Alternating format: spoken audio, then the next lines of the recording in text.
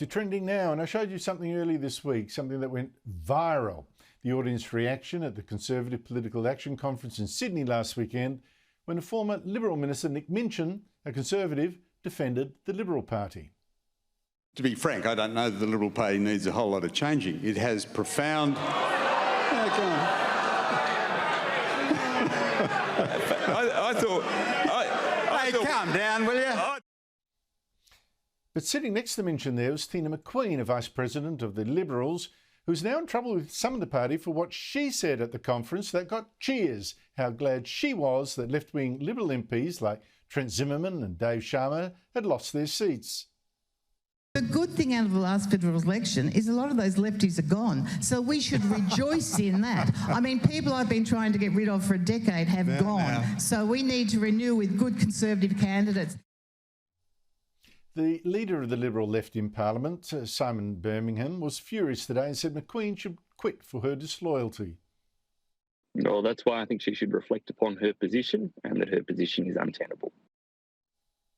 Joining me is Daisy Cousens, a Sky News contributor with her own YouTube channel. Daisy, lovely to see you. Tina McQueen, I think, sure spoke for many Liberal members, or at least Conservative ones, but should she have? Well, look, Andrew, from my perspective as a Conservative who's not a member of the Liberal Party, I had no problem with the comments she made at all. As you said, she spoke for a lot of Conservatives. Certainly she spoke for this Conservative. And when I saw it, I actually felt a strange sense of relief that there is actually evidently a very senior member of the party who is aware of the moderate problem and has evidently been actively working to fix it. And if I'm feeling that way, well, a lot of the similarly minded Conservatives in the room were thinking so too, hence the fact she got the cheers. You know, if she was looking to curry favour with Conservatives on a panel that got horribly booed by a lot of Conservatives, she succeeded in that line. From Simon Birmingham's position, though, I mean, he is the moderate chief, the head of the moderates. I can understand why he might have an issue with it. Probably it hurt his feelings hearing her say those things. But look, Andrew, why, if you're Simon Birmingham and you want to kind of play the moral high ground there and talk about things like disloyalty, etc., why on earth would you, rather than handling the matter internally, go straight to two of the most disgustingly left-wing media outlets in Australia in the form of the ABC and also The Guardian? You went and chatted to The Guardian as well and sort of vent your grievances all over the place and make incredibly dramatic comments about how Tina McQueen should apparently resign, which is very unfair. You will not find a harder worker than Tina McQueen. So, honest to God, Andrew, I think Simon Birmingham has probably grossly overreacted here, just in my opinion. And if he was really smart, Andrew, you know what he would do? He would sit down and he would actually watch that panel at CPAC. Now, remember, the context for that panel was about deconstruction. It was about building up from the last election. The panel was even called The Road Back for the Coalition. So in that context, Tina's comments made perfect sense if you're talking about rebuilding the party. But he should watch it and he should listen. If senior members of the Liberal Party who are Conservatives like Nick Minchin can sit up there and get booed by Conservatives, clearly they have a problem. No, I don't think it's going to happen. Daisy, they have a problem, and Simon Birmingham is part of it. Simon Birmingham is part of it. One of the great problems with the Liberals is they have not engaged in the culture wars when, in fact, the culture wars took care of Scott Morrison, global warming, right? That was one of the issues that cost him. Simon Birmingham today was actually asked about this religious freedom issue, right, at the Essendon Football Club. Christian getting kicked out.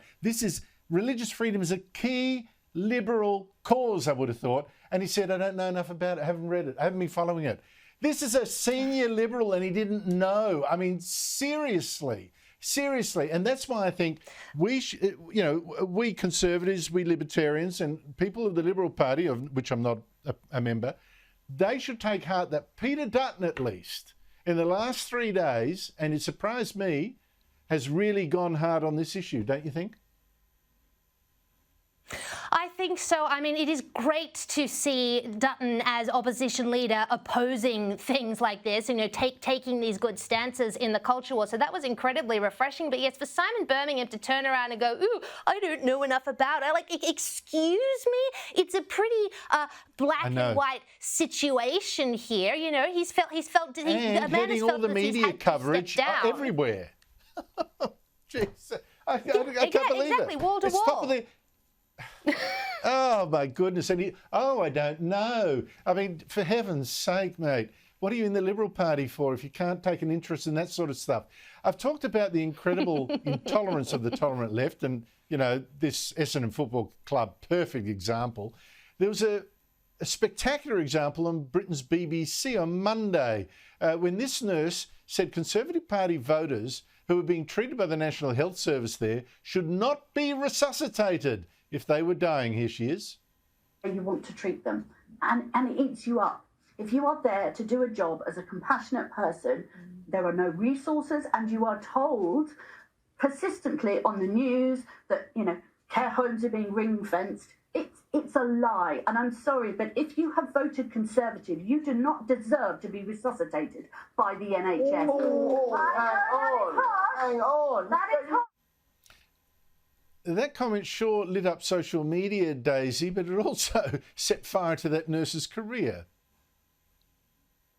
Well, it certainly did, Andrew. She said that just about no sooner as the clip went viral, she got a call from her new private health employer, who she had left the NHS for, to tell her that she was in fact fired for breaching their company's policy on going on the media. So yes, it was a very swift reaction in life and on social media. But look, Andrew, this is just another example we have of the supposedly tolerant, compassionate left behaving in a way that's anything but. How normalised is it now for leftists to wish death and destruction on not just their political opposition, but anyone who's perceivably not on the same team? It's outrageous, particularly from a nurse. I mean, for heaven's sake. For a nurse, I know. How caring, sharing, compassionate. I'm not going to resuscitate you. Daisy Cousens, thanks for your time.